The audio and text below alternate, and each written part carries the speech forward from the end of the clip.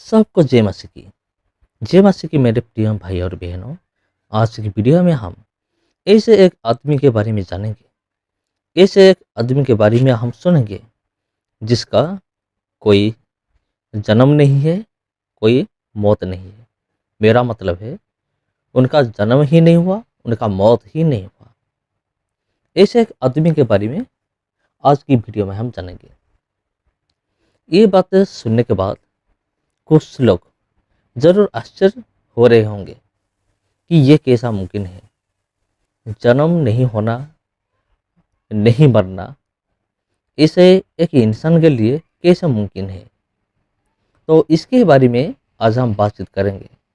ये तो सबसे रहस्य है, ये एक रहस्य का चीज है जिसके बारे में हम लोग आज जानने वाले हैं। अगर इस दुनिया में देखा जाए तो एक इंसान का जन्म होता है, जन्म जन्म के बाद उसका मौत होता है। यानी कि एक आदमी जन्म लेता है, जन्म लेने के बाद ही उसको इंसान कहा जाता है, या फिर आदमी कहा जाता है, या फिर औरत, कुछ भी कहा जाता है। लेकिन जन्म होने के बाद अगर एक आदमी एक बार जन्म हो गया तो उसका मरना 100% निश्चित है। मरने जन्म होने वालों का मरना निश्चित है। इसमें कोई शक की कोई गुंजाइश नहीं। इसको कोई भी टाल नहीं सकता। एक आदमी कभी भी नहीं कह सकता मैं तो जन्म लिया हूँ, मैं नहीं मरूंगा। ऐसे कोई भी आदमी इस दुनिया में नहीं है। लेकिन आज की टॉपिक थोड़ा सा अलग है। क्या अलग है? एक ऐसा आदमी जिसका जन्म ही नहीं हुआ और उसका मौत भी नहीं हुआ, वो किस प्रकार का आदमी है, कौन सा आदमी है, और इसके बारे में बाइबल में ही लिखा गया है, पवित्र धर्मशास्त्र में। अगर आप पढ़ना चाहेंगे, कुछ लोग जरूर पढ़े होंगे इसके बारे में, फिर भी मैं एक बार याद दिलाना चाहूंगा। इब्रियों की किताब, अगर आप जानना चाहते हैं तो मेरे साथ खोल सकते हैं। इब्रियों की किताब, इब्रानियों का किताब, उसका 7 अध्याय 1 से लेकर 3 तक अगर हम देखेंगे तो इधर उसके बारे में लिखा गया है।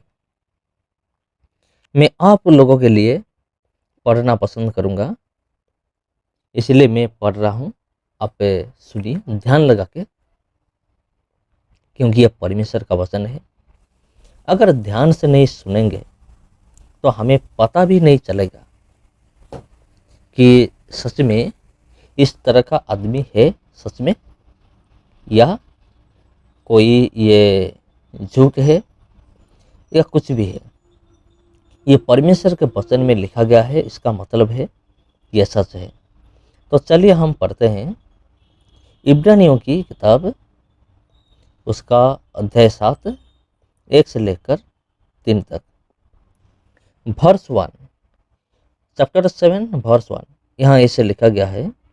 यह मलकीसदक, ये जो आदमी है इनका नाम है मलकीसदक, जिनका ना जन्म हुआ ना उसका मौत हुआ। तो चलिए आगे पढ़ेंगे। यह मलकीसदक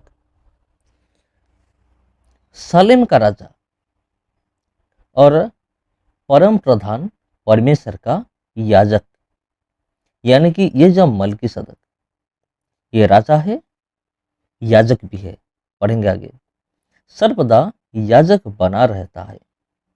जब अब्राहम राजाओं को मारकर लौटा जाता था तो इसी ने उससे भेंट करके उसे आशीष दी। इसी को अब्राहम ने सब वस्तुओं का 10वां अंश भी दिया। यह पहले अपने नाम के अर्थ के अनुसार धर्म का राजा और फिर सलेम अर्थात शांति का राजा है। और 3, जिसका न पिता न माता न वंशावली है, जिसके दिनों का न आदि है और न जीवन का अंत है, परंतु परमेश्वर के पुत्र के स्वरूप ठहर कर वह सदा के लिए याजक बना रहता है। जी हाँ, यहाँ जिसके बारे में लिखा गया है आपने जरूर सुना होगा, यह मल्कीसदक है। ये कौन है? ये एक राजा भी है और ये एक याजक भी है। ये सालेम का राजा है और परम प्रधान परमेश्वर का याजक भी है। दोनों का दो कैरेक्टर, दोनों का कैरेक्टर इनके अंदर है। याजक उसका काम भी वो करते हैं, राजा का काम भी करते हैं, और सर्वदा याजक बना रहता है। उनका जो याजक का जो पद है, जो आसन है, वो सदा के लिए रहेगा। इसका मतलब ये है, सदा के लिए रहेगा, वो कभी टूटेगा नहीं। और अब्राहम के साथ उनका क्या रिश्ता है? एक दिन अब्राहम ने क्या किया, कुछ राजाओं को मारकर लौट रहा था। वो जो दुष्ट राजा थे, परमेश्वर ने आज्ञा दी थी, तुम जाओ उन राजा के साथ युद्ध करो, उसको मारकर उनको मार डालो सबको। तो परमेश्वर की आज्ञा के अनुसार जब वो मारकर लौट रहे थे, तभी क्या हुआ, इसी मल्कीसदक ने को भेंट की। भेंट करके अब्राहम को आशीर्वाद किया, आशीष दिया।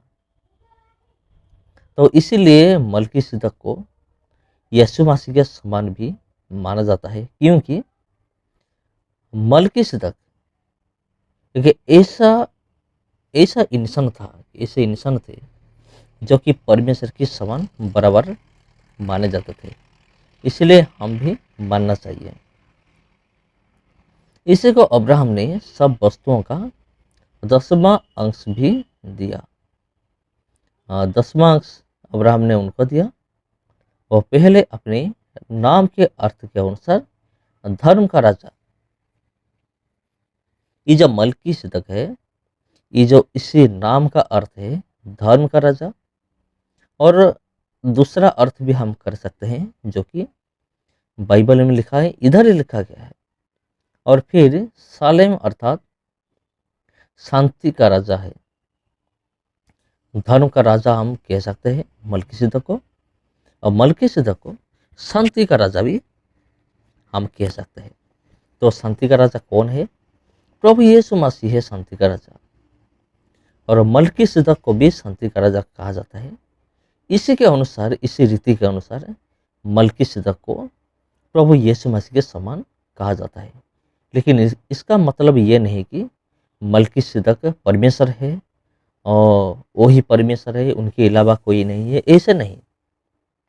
इसी रीति, सिर्फ इसी रीति के अनुसार उनको प्रभु यीशु मसीह के साथ कंपेयर किया गया है,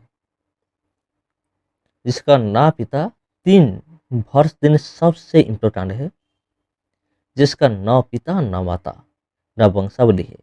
इसका मतलब है मल्कीसदक का कोई पिता नहीं है, कोई माता नहीं है, उनका कोई वंशावली नहीं है। इसका मतलब ये हुआ, मल्कीसदक का कभी जन्म ही नहीं हुआ, जिसके दिनों का न आदि है और न जीवन का अंत है। इसका मतलब ये है, उनका जन्म तो नहीं है, ये तो पता चल गया, लेकिन उनका मौत भी नहीं हुआ। ये कैसे पता चला? इसी इसी वर्ष के अंदर ही लिखा गया है, जिसके दिनों का न आदि है और न जीवन का अंत है।